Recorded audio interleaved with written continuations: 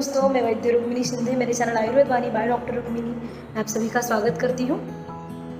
बालों का झड़ना, पित्त होना, वेट बढ़ना, खाना हजम न होना, आँखों की बीमारियाँ, किडनी स्टोन होना, हड्डी की तकलीफ, चेहरे का ग्लो चला जाना, कुछ चीज़ें याद न रहना, ऐसी अनेक समस्याओं से हम अभी पीड़ित हैं।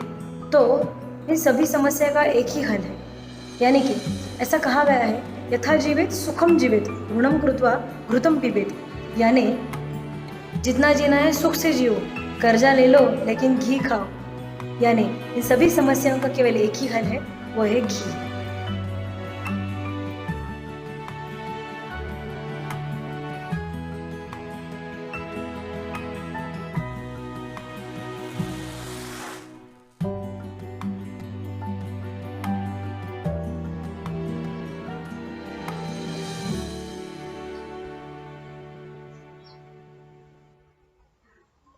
अब बहुत लोगों का ऐसा कहना है कि घी की टेस्ट हमें कुछ पसंद नहीं, लेकिन शराब, तंबाकू जैसी बुरी चीज़ें टेस्टी तो नहीं होती, फिर भी टेस्ट लेके उनका सेवन किया जाता है, तो घी क्यों नहीं दोस्तों।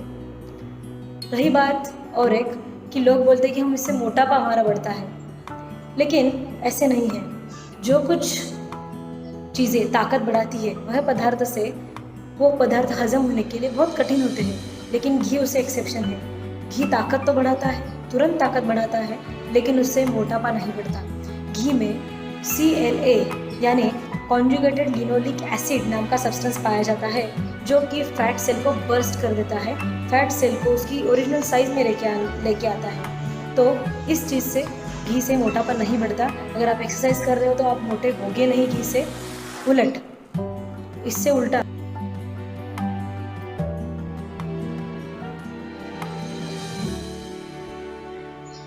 फिटनेस के बारे में और घी के बारे में सेलिब्रिटीज की क्या राय है, देखते हैं। What do you think was the one food that really helped you sail through your pregnancy and post it, especially because when you lost weight post pregnancy, you know, it was almost like Tushan, because everyone's like, oh God, what is she doing? You know, why is she losing so much weight? Course I had today was, I had lots of ghee, I told him that even in my dal there should be a little bit of it. That I enjoyed the taste, and I think that also it's literally helping me, keeping my skin, my hair, everything is like feeling great. And the most आज हमारे supermarket में refined oil सजे हुए हैं। तो आप शायद जानते नहीं होंगे कि विदेशी और विदेश में आज घी ज़्यादा फेमस है। उनके सुपरमार्केट में रिफाइंड ऑयल नहीं, तो वहाँ पे सजे है घी। और हमारे कार्डियोलॉजिस्ट तो बोलते हैं कि घी मत खाओ, लेकिन रिफाइंड ऑयल जो होता है उस रिफाइंड ऑयल को बहुत ही हाई टेम्परेचर में ऑयल एक्सट्रैक्ट किया जाता है, उसे केमिकल लगाए जाते हैं पूरे, उस केमिकल से उसका टेस्ट, ऑर्डर सब निकल जाता है, उसका चिकना थिंग निकल जाता है। तो जो हमें लुब्रिकेशन चाहिए वो तो मिलता नहीं। कार्डियोलॉजिस्ट कहते हैं कि कोलेस्ट्रॉल बढ़ता है, इसके लिए आप घी ना खाओ, लेकिन अगर आप अपना कोलेस्ट्रॉल रिपोर्ट पढ़ते हो तो उसमें 3 टाइप्स आते हैं। एक होता है HDL मतलब हाई डेंसिटी लाइपोप्रोटीन, दूसरे होते हैं लो डेंसिटी, और तीसरे होते हैं वेरी लो डेंसिटी VLDL। मतलब एक गुड है और एक बैड है। बैड में आएंगे LDL और VLDL। तो आपको गुड फैट बढ़ाना है तो क्या करना है, तो घी खाना पड़ेगा। आप एक हाथ पे घी रख लो और एक हाथ पे वनस्पति घी यानी डालडा रख दो। ये घी आप खा के हाथ पे रखोगे तो 5 मिनट में मेल्ट हो जाएगा, और डालडा मेल्ट नहीं होगा, क्योंकि नॉर्मल बॉडी टेम्परेचर को अगर घी मेल्ट हो रहा है तो अंदर हजम होने को भी उतना ही ईजी है, और डालडा हजम नहीं होगा, वो ज़्यादा चिकन्ना, ज़्यादा स्मूथ होता है, घी की तरह वो नहीं होता। तो यह हमें अवॉइड करना है। हमें अवॉइड करना है डालडा, वो बैड कोलेस्ट्रॉल हमें अवॉइड करना है। अगर आपको अच्छा कोलेस्ट्रॉल चाहिए तो हमें घी खाना ही चाहिए।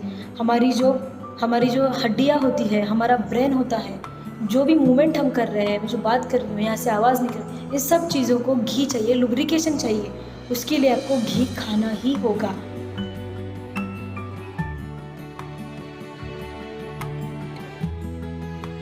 आयुर्वेद में घी को हार्ट की दवाई बताया गया है। वैद्य की सलाह से आप दूध और दही कार्डियक पेशेंट में मतलब हार्ट के पेशेंट में थोड़ा सोच समझ के लीजिए, वैद्य की सलाह से लीजिए, लेकिन आपको घी और छाछ तो हार्ट के पेशेंट के लिए वरदान ही है, उन्हें वो पीना ही चाहिए, वो लेना ही चाहिए। अब यह क्यों? तो अगर आपके पास बाइक है, अगर आपके पास रॉयल इनफील्ड है, या फिर आपके पास कोई स्पोर्ट बाइक है, या फिर आपके पास कोई स्कूटी है, तो बाइक के हिसाब से आप उसका इंजन ऑयल चेंज करते हैं। तो बाहर विदेश में रहने वाले लोग और हम लोग, हमारा रहन सहन, हम जिस भूमि में रहते हैं, हमारा जैसा एनवायरनमेंट है, जैसा एटमॉस्फेयर है, इस हिसाब से हमारे शरीर को लगने वाला ऑयल, इंजन ऑयल, वो चेंज नहीं होगा? ऑफ कोर्स होगा। तो हमें घी ही सबसे हेल्थ और सेहतमंद है। पहले कोलेस्ट्रॉल की रेंज 300 तक नॉर्मल बताई जाती थी, अब वो फिर जाके 250 तक आ गई, या वो 200 तक आ गई। मतलब 200 तक अगर आपको कोलेस्ट्रॉल है तो आप नॉर्मल हो, ऐसे कहा जाता है। फिर बाद में उसमें ऐसे कहा जाता है रिपोर्ट के नीचे, प्लीज़ को रिलेट क्लिनिकली। मुझे ऐसे रेंज दिखाई दे रही है कोलेस्ट्रॉल की, लेकिन सही में ऐसा है क्या? आप थोड़ा क्लिनिकली पेशेंट को देख के डिसाइड करके डॉक्टर ने दवा देना है या नहीं देना है, वो देखना है। कोलेस्ट्रॉल मुझे तो इतना दिख रहा है, लेकिन पेशेंट को उतनी तकलीफ है क्या कोलेस्ट्रॉल की, ये भी देखना ज़रूरी है। फिर हम डॉक्टर के पास जाते हैं, डॉक्टर हमें कहते हैं कि अरे सेफ साइड आप ले लो, कोलेस्ट्रॉल शुरू कर दो, एक गोली से आपका क्या नुकसान है, ऐसा हमें बताया जाता है और हम लेते हैं। तो डॉक्टर BM हेगड़े नाम के प्रसिद्ध कार्डियोलॉजिस्ट और टैग VHS डायबिटीज सेंटर के वह को चांसलर है और फेमस कार्डियोलॉजिस्ट भी है। तो इनका कहना है कि कोलेस्ट्रॉल की जो दवाई है, कोलेस्ट्रॉल कम करने वाली जो दवाई है, उससे डायबिटीज़ हो जाता है। आपको डायबिटीज़ ना भी हो तो डायबिटीज़ आ जाता है। मतलब क्या? आपको पहले कोलेस्ट्रॉल की कोई तकलीफ थी नहीं, गोली शुरू कर दी, डायबिटीज़ था नहीं, डायबिटीज़ भी आ गया। तो इससे से पीछे चीज़ क्या है?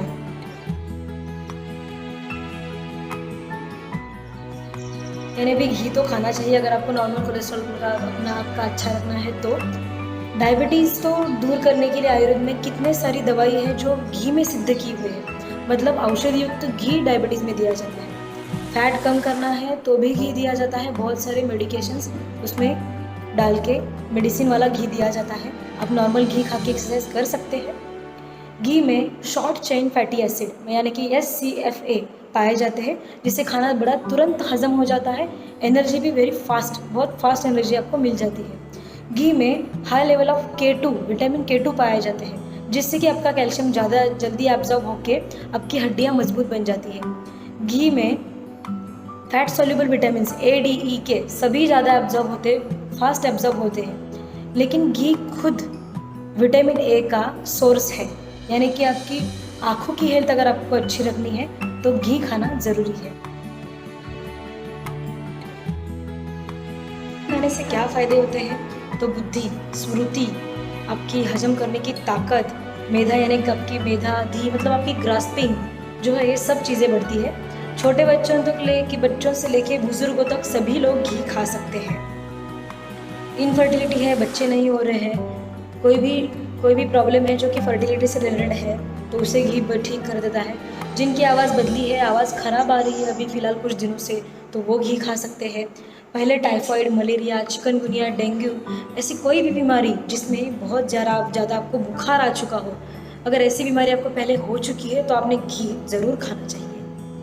फिर आता है युवावस्था को अगर आपको बरकरार रखना है, तरुण दिखना है, तरुणाई में भी, युवावस्था में भी अगर आपको बूढ़े जैसा, बुजुर्गों जैसे अगर दिखना नहीं है तो आपको घी खाना होगा। आपका रूप बढ़ाना है तो घी खाना होगा। फिर आता है कि फिट्स आना, साइकोलॉजिकल कोई बीमारी होना, घबराहट होना, बेचैनी होना, ऐसे अनेक समस्याएं जो मैंने पहले भी एक्सप्लेन की है, ऐसी सब समस्याओं में आप घी खा सकते हैं। अभी घी कैसा घी खाना चाहिए? तो देसी गाय का घी खाना चाहिए। फिर घी को स्टोर कैसे करना है? तो कांच की बोतल या फिर मटके की बोतल, इसमें घी को आप स्टोर कर सकते हैं। कितना घी खाना है? तो जितना जी चाहिए उतना घी खा लीजिए, सिर्फ एक्सरसाइज कीजिए। घी तो ऐसी चीज़ है, अगर दही खाने से जो बैड इफेक्ट हम पे आते हैं या फिर बाहर की गंदी चीज़ें जब आप खाते हो तो उससे जो भी जहर अपने शरीर में पैदा हुआ है तो उस जहर को मिटाने का काम घी करता है। कभी भी दही खाते वक्त घी के साथ या खड़ी शक्कर के साथ दही खाओ, तो घी इतना महत्वपूर्ण है। फिर घी का आता है एक्सपायरी क्या है? तो दोस्तों आयुर्वेद में तो ऐसा कहा है, आयुर्वेद में 10 साल पुराना, 5 साल पुराना, 100 साल पुराना, यहाँ तक कि 1000 साल पुराना घी का भी वर्णन मिलता है और उसमें उसके यूजेस बताए गए हैं। साइकोलॉजिकल डिसऑर्डर्स में ऐसा घी बहुत ही ज़्यादा सेहतमंद होता है। तो घी को कोई एक्सपायरी डेट नहीं है, आप उसको कांच की बोतल में या फिर मटके में आप स्टोर कर सकते हैं, उससे ज़्यादा सेहतमंद रहेगा। और अगर आपको मेरा ये वीडियो अच्छा लगा हो तो please like, share and subscribe. और आपको कोई भी हेल्थ इशू हो या फिर आपको कुछ नए चैप्टर्स चाहिए हो तो आप मुझे कमेंट बॉक्स में कमेंट ज़रूर कीजिए।